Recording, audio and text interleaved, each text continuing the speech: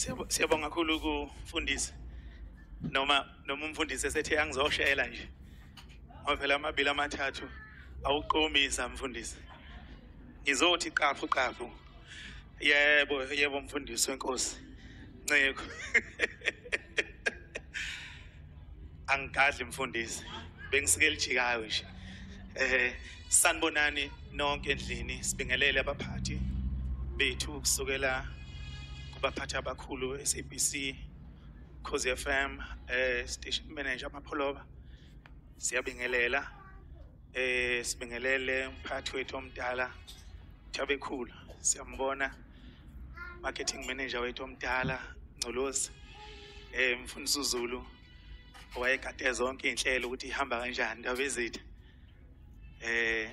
wena kasojisa kajama sibingelele usakazi bonke abakhona aseba hamba emsakazweni ubhuti uMandla Malakwane yambona phakathi kwethu ngiyabingelela Mr Magic Linda Sibiya ngiyabingelela nabanye ozakwethu bonke iphathi mandla nomndeni wasemachunweni sanibonani nabalaleli bonke bomsakazo abalaleli ukhozi FM njengamanje nabasibuka einkundleni zokuxhumana ukuzokhuluma ngo BK lensizwa wasemachunweni akulula kunzima insizwa le ebinomoya omuhle ngendlela yesimangaliso ubehlala ehleka ngeke ngabuza abanye ozakwethu ukuthi uyamazi uBK ecasukile akekho kwayavuma ngoba angimazi umuntu uBK ecasukile wayesuke njani njengoba uzozakwethu bekhuluma la bemchaza ukuthi ubelihlobo lomuntu la khona bekuhlale kuhlekwa ngaso sonke isikhathi ngiqala ukumazi ke mina uBK enhlanhla yami wayengakangeni la emsakazweni ukhozi futhi wayengakabikho nakulo olayiduzana eDurban Station izolo mzansi wayezona kakhulu noLinda uMr Magic uSibiya bengamathena olimi lawo bona kufica khona uBK nje wazi khona uLinda Sibiya ngamjwayela kanjalo ke uBK saba abangane ngenxa ukuthi wayengikhonzile uLinda Sibiya futhi ke ngangena moto ngaleso sikhathi mina ngangiliftwa uyena uSibiya imicimbi esihambayo ngihamba naye uSibiya emotweni yakhe ngikhumbula sikomnye umcimbi noma uMagic uzokhumbula zizinhle intombi bese kuba khona esibonayo sobabili na uBK aye kube ukuthi manje sekuyadonsiswana athi uSibiya umntwana ake ngitshele ekabani ubani ngitshela uLinda ngithi minaye khuleka Sibiya inde nginaye ngithi hawu inde ngeke uzobe ibuka kanje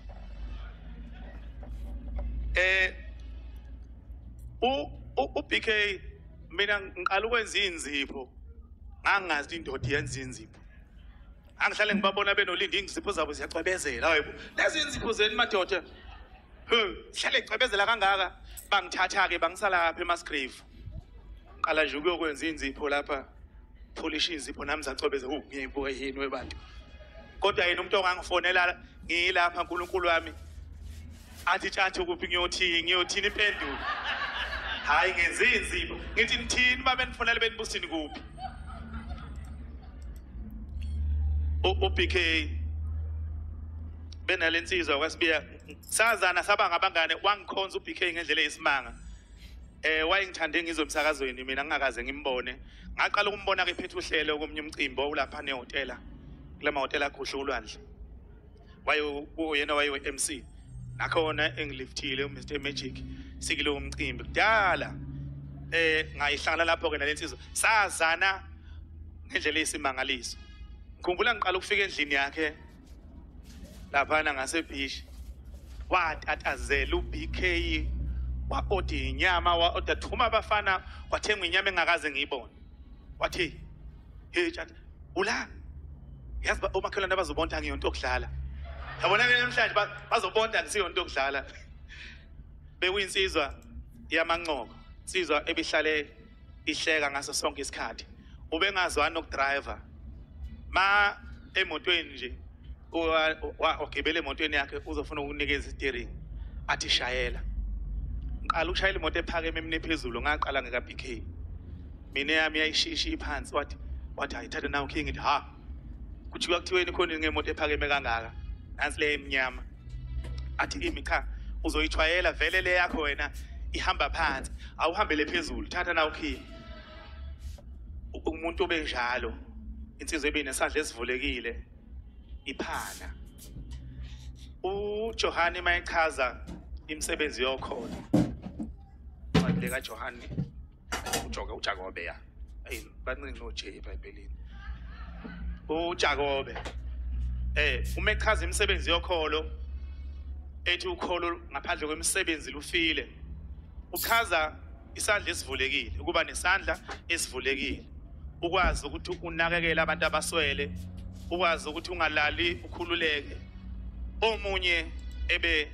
eswele ikakhulukazi usukumazi nonayo okholweni lensiza kwaMchunu ibingenayo inkinga naleyo nto imisebenzi yokholo benayo benza ubuhle kubantu evala umlomo ungeke umuzwe eqhayisa ngalokho insizwe ebilungile ngendlela eyisimangaliso engicabanga ukuthi abafowabo bafunda isifundo kuyesihle nakuba abanye bebadala kunaye kodwa indlela abeyisibonelo ngayo emndenini wakhe uthanda umndeni wakhe ngoba ube uthanda umndeni wakhe uBK thanda abashana bakhe sibajwayele bonke ungasizwa sixoxa nabashana bakhe ngendlela uBK abethanda ukuncokola ngayo nabo bebengcokolisa kanjalo khumbula siyodlala ibhola silaphana enkandla bese liyedlalwa ake iJesi iqale ledlalwa iJesi phansi thiwe bese ke beko size mina kuyaziwa ke angibangiswa nje elikhulu kunelinye yimi elami lelo XL abese umshana ka BK uSibongi aledlala iJesi abese yabuya zothi ngobe asho kakhulu belalele nabanye ngobe naka itende lakho lapha ya sele kulindi yini ngoba besuke bezwa uBK mayisuke esincokolisa nabo bagcine sebekhululeke ngaleyo ndlela bafethu silimele ngendlela emangalisayo uBK kakhulu besihlale sibanga ibhola naye Tsuza phuma ithanda iOrlando Pirates eyibhakabhaka mina ngangithanda iKaizer Chiefs ungizwe kahle ungizwe aseze bese singaseze singabanga manje ngoba bengasenayo into engiqhayisa ngayo kodwa phambilini sajwayele ukubanga ibhola ngaleyo ndlela so ngithi nganza kwethu siduduzeke asiqine insizwa abephila nazo uBK ngithi ayiqine zonke ngoba ngiyazi ukuthi zilahlekelwe umngane nabo ulungelo ngelo V akubana iminyaka eminingi bemazi uBK ngoba phela zingane lezi ngangifunda nobhuti bakhe mina ulungelo kodwa wathi umemazi wasondelana noBK ngendlela eyisimanga kangangokuthi izinto eziningi ubexoxa naye okunye bengisuke ngikuza ngolungelo mina kangangokuthi ngendlela uBK abe nenhliziyo evulekile ngayo bafowethu asixolisa inhliziyo samukele lokho kwenzekile kubhlungu kodwa ke ngoba siphelezela insizwa uBK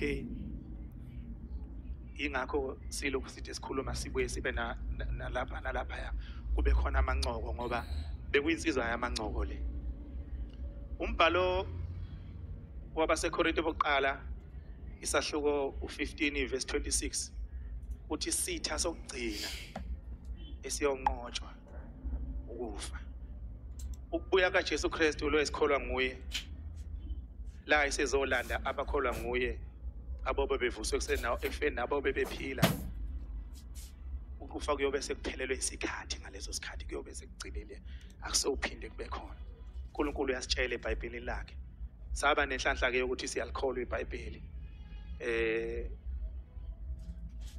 kusisiza kakhulu lokho ngoba kusheshe kusiduduze nakuba sisuke silahlekelwe insizwa le ebinovalo ngomsebenzi BK ubengakhululeki ubehlale eshawa uvalo umsebenzi wakhe nje ubehlale enovalo ngaso sonke isikhathi nangu ubaba lapho umhlonishwa udokotela uMahayi ngiyajabula khona la izinto eziningi abeyixoxa noMahayi ubebuya exoxe nami uBK ngisho ngithi hayi ngimzwile uma hayi PK kodwa okunye ngikwazi ngalendlela mina athi hey mfo manje ubani ke phakathi kwenu ke okusho ukuthi ngempela okuyikona kona ngithi nayi phela vele uma ngabe into ichazwa ewumlando iyayichaza ukuthi usolwazi ubani wabhala ukuthi noma isazimlando esubani sathi bese kuhlanganiswa lolo lwazi ke kubonakala ukuthi ikuphi okuyaye kuphunywe nakho insizwa le umsebenzi ebimisela ngendlela esimanga ngawo ngikhumbula bengimemile esashayela uhlelo lasemini beno nomfundo Mkhize noSibo bezwe ukuthi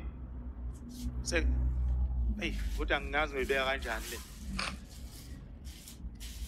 kodwa sasokhuluma ngenkolo angisho njalo ngachaza into eziningi kwabamangaza ufona unomfundo kwakusihlwa engifonela ngokushona kwelanga nje ngobe siyacela kusasa ube kanye nathi uhlelweni uzokhuluma ngendaba yenkolo kanje uyabona wathi mevala ucingo nomfundo ubuyafona futhi no PK hey awusasonto indoda usuye uNkulunkulu manje ngithi na PK angiyekile uNkulunkulu ngimthanda kabi angisoze ngaye kumkhonza hayi awufika uzochaza lento yakho kusasa so sakhuluma ke novalo lokuthi ngizoyibeka kanjani lento abese nginyatheleka nabanye abakhona ngithi mina PK ikhululeka ngizokhuluma ngezinto engafundiswa zona kule nkolo ebengikuyo akukho okurong lapho salenza uhlelo waye lokho efone njalo hey mfo abantu abavala umlomo kodwa usukabuya walibuka kulokuzana lokuzana amafitha khona ahambe kanjani ube umuntu onjalo angazi noma khona lento abengenayo uBK yokuthi lento ngishayile ubefuna wena umconvince ukuthi lento uyenzile ngendlela abehlale novalo ngayo ngomsebenzi lokho ke kusho ukuthi ubethobekile ngendlela esimanga sithi phumula mfoko amacingwane phumula Mchunu siyobonana ngiyathokoza mfundisi siyabonga kakhulu mfoka Ngobe siyafunda kakhulu nangolimi lwesiZulu kuwe uyinqolobane yethu siyabonga njengamanje siyabonga kakhulu sijabule kakhulu besabalile umfoka Ngobe ukuthi phakathi kwethu kuneyingqalabutho zomsakazo beyisebenza le emsakazweni obaba uLinda Sibiya Mandla Malakwane ngiyabona noma VIC KY hayi siyabonga kakhulu siyajabula kakhulu sikhule sibalalela sebelalela thina manje angigadli njalo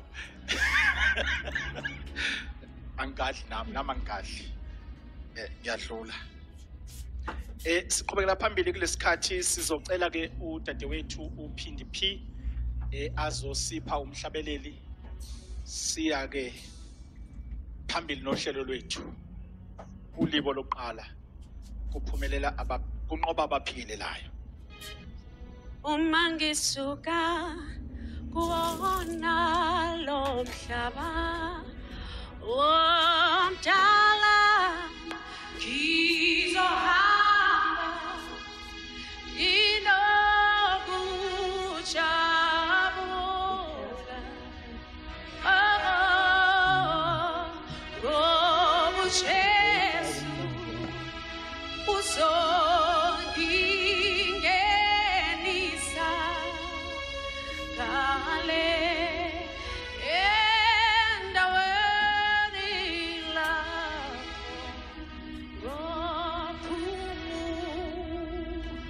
ngophumula uma ngisuka wona lo mhlaba omdala ngizohamba nginokujabula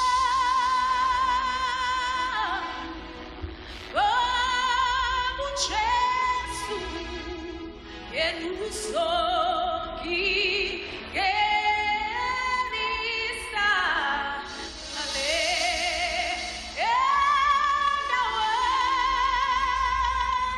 lapho ngophumula mina ngophumula uma ngisuka kuwona lo mhlaba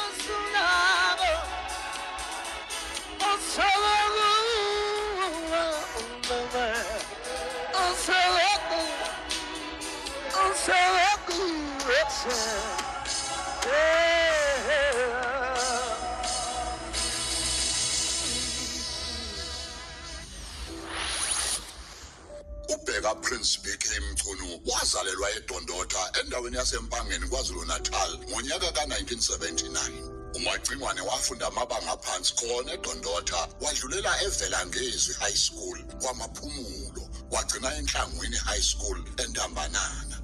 Uthando lwakhe lemfundo lwaqhubeka ngesikhathi esikhungweni semfundo ephezulu eDUT nokuyilapho aqhubeka nokuveza ubuholi nekhono lakhe lokusakaza. Eminye imisakazo asebenza kuyona kubala iDurban Youth Radio kanye nezwi lomzansi ngaphambi kokuthi aqale emsakazweni uKhozi FM ngo-2011. Kulo msakazo uKhozi FM wafika wathandwa kakhulu abalaleli ngesikhathi enza izinhlelo okubalwa kuzo uSibhukuda kwesimanzonzo, Sithakela Isizwe, Itendelo Umcimbi kanye nokanye nawe. uMagcingwane uhambe emhlabeni ebambe uhlelo lomculo kaMaskande uSigiya ngengoma. Silahlekelwe umsakazi, usomabhizinisi obegxile kakhulu kwezemfundo. Baningi kakhulu abantu abathuthukisile kulomkhakha. Phumula phakade, Magcingwane, uyibekile induku ebandla. Ratata. Siyabonga kakhulu siyakubingelela mlaleli woKhozi FM. Siqhubeka ke nenkonzo esikhumbuzo sikamfowethu uBK ubheka Mchunu. Sikhona ke inkundleni zokuxhumana nje basishilo usungayiqhubeka uyithumela imilayezo yakho ukuzolana nomndeni wakoMagcingwane nomndeni womsakazo uKhozi FM iSABC yonkana. Siyambonga uNkulunkulu kakhulu, asibonga kakhulu kuPhindi P othe wasihubela kamnandi.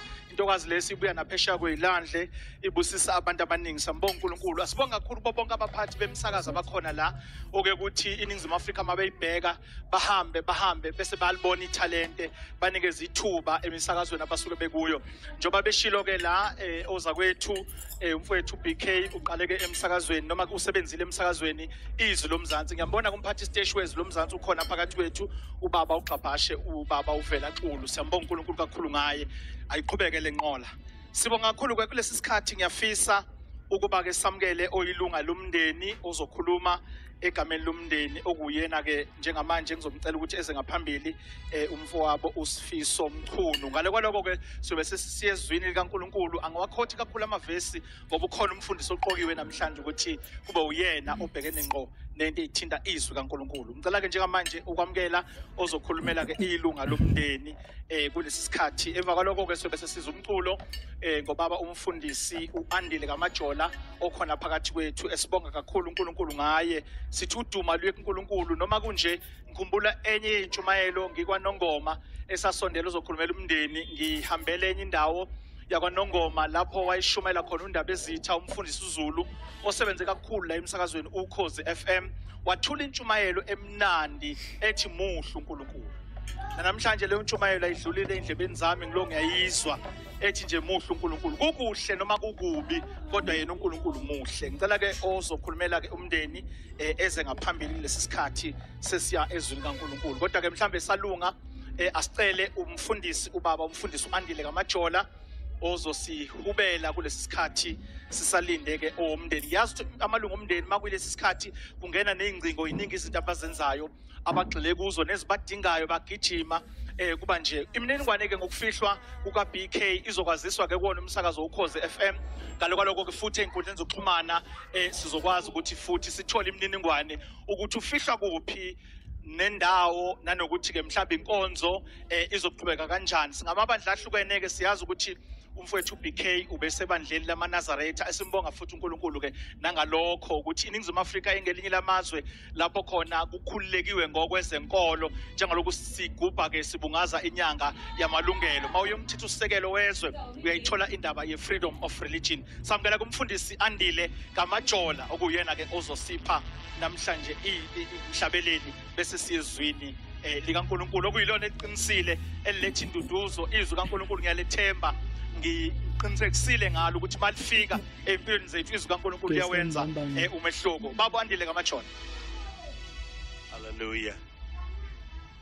Siyabingelela egameni lika Jesu. Amen. Umndeni kaMchunu nomagcingwane nomndeni Ukhozi FM nabalaleli bonke egameni lika Jesu. Sizothi nje liphakanyisiwe ezulwini emhlabeni ngaphansi komhlaba. Ilona lodwa esethi maselibiza liduduze inhliziyo. Ilona lodwa esethi maselibiza liye la inxeba likhona lelilaphi. Lithi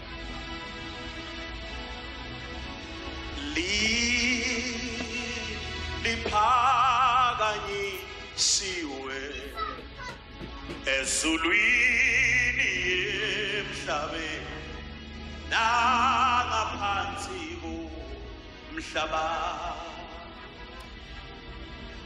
Bazalwane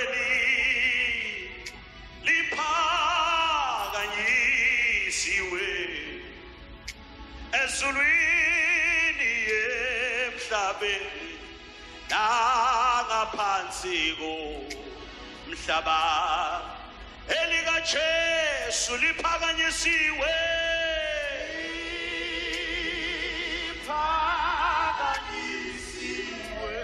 ezulwini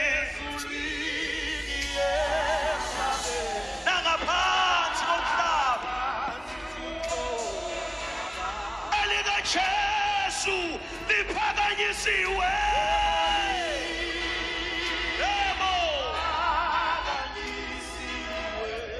ezulwini nangaphansi komhlaba. Hey Nkosi yami, bazalwane liphakanyisiwe.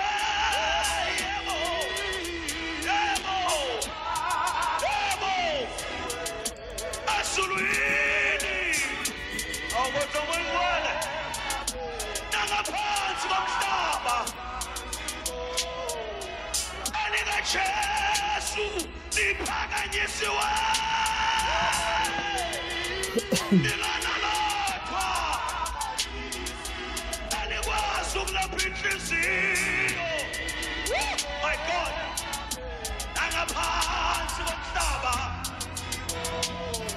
Umhlaba wonke bizane liphakanyisiwe. Kodwa Jesu ezulwini emhlabeni nangaphansi komhlaba. Ezulwini liyaziwa emhlabeni liyaziwa liphakanyisiwe. Hey moyimwele liphakanyisiwe.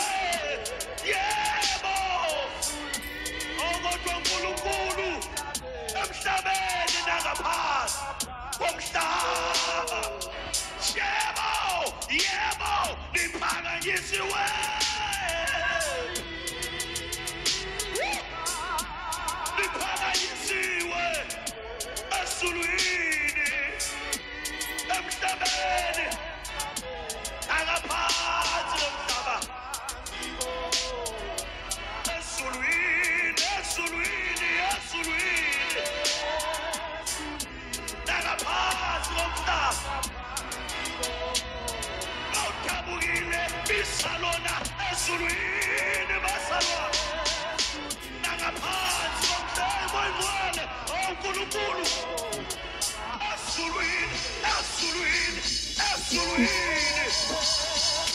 Nakaphansi komhlaba hey Jesu linikeziwa amandla esulwini nakaphansi komhlaba amhlaba esulwini nakaphansi komhlaba amathimone ayamazi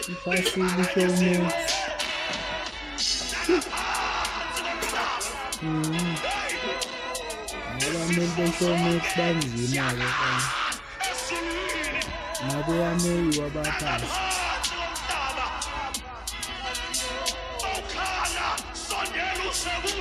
sondela usekulo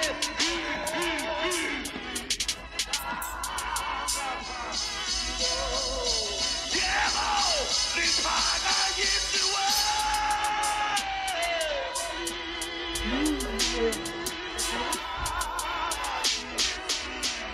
esulwini awushonathi ntababa awuhlabelele nobusekhaya liphakanyisiwe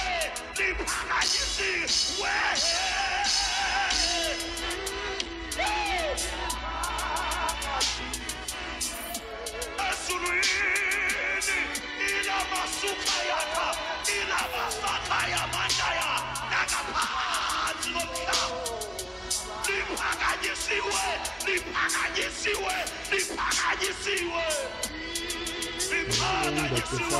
likhama likaJesu esulwini emhlabeni nakaphansi komhlaba uyini umuntu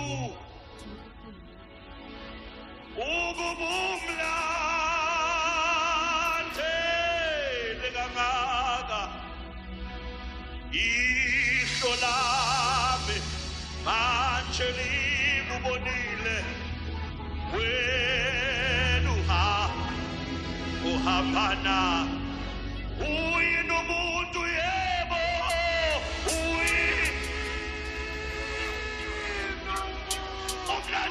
umlandele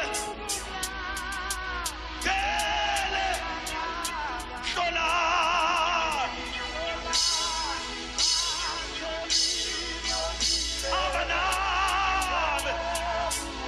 abanami uyini umuntu yebo awukosi umlandele kangaka akahlabeleli ihlo lami asihlabelele enkonzweni ihlo lami abanami yebo uyini umuntu yebo umlandele kangaka hambe kahle PK ihlo lami manje abanami wena ngenhlalo umhlabelelo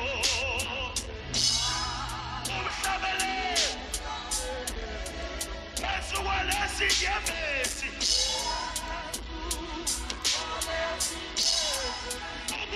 ukuseyebo abona masujesu uthixo akasisho ntababa ngendlala umhlabelelo phezu kwalezi nyembezi ngiyakhala kodwa ngiyahlabelela yine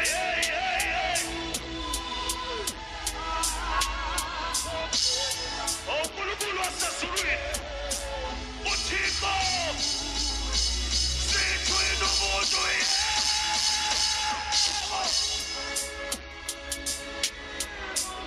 umlandele kangaka umlandele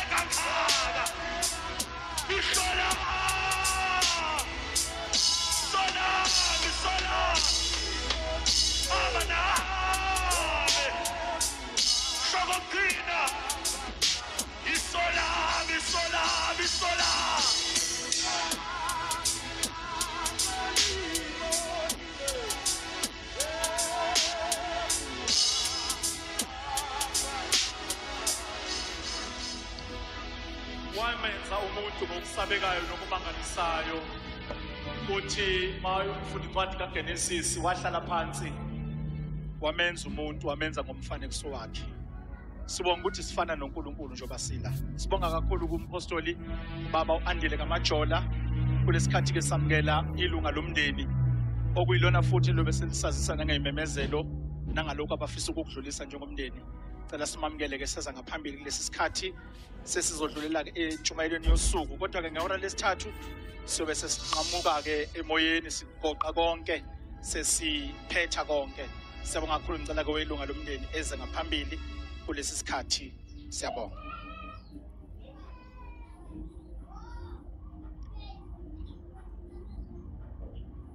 No, thank you.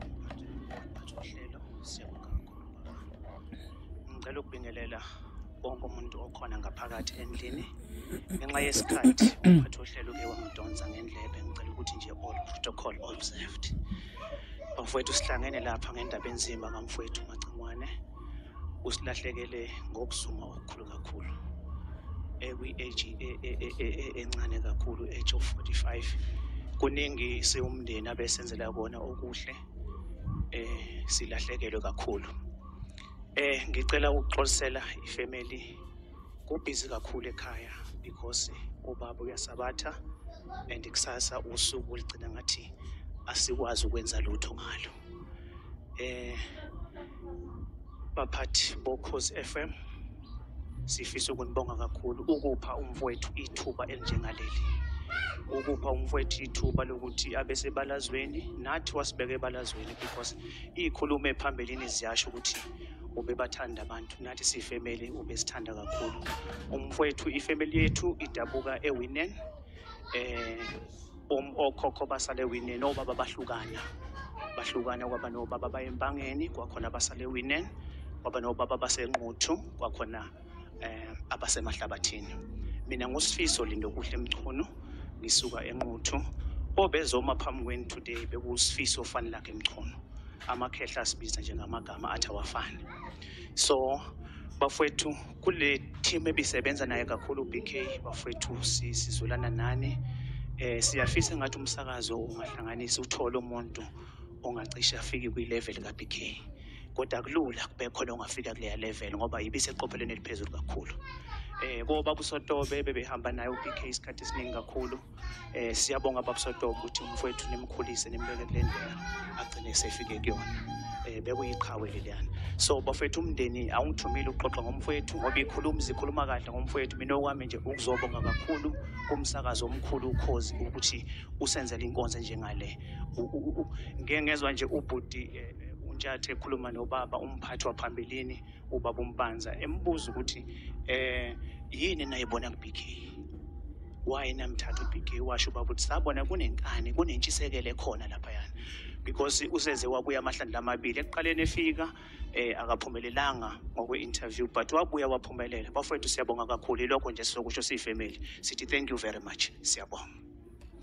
Mphathi ohlelo ngicela ukujambela kule item yakho lapha number 12 ngenxa yesikhathi. Bafowethu inkonzo izoba eNgwelezane kunesikole ngizocela nikukulisha Phesheya Primary School ngo-9 on Sunday. Siyocela ngathi uNkulunkulu enganithola ke bafowethu sibe ndawonye futhi. Thank you very much. Siyabonga. Inkonzo yesikhumbuzo kaBK Mchunu ihambe kahle kakhulu endlini zokusakaza kaSABC.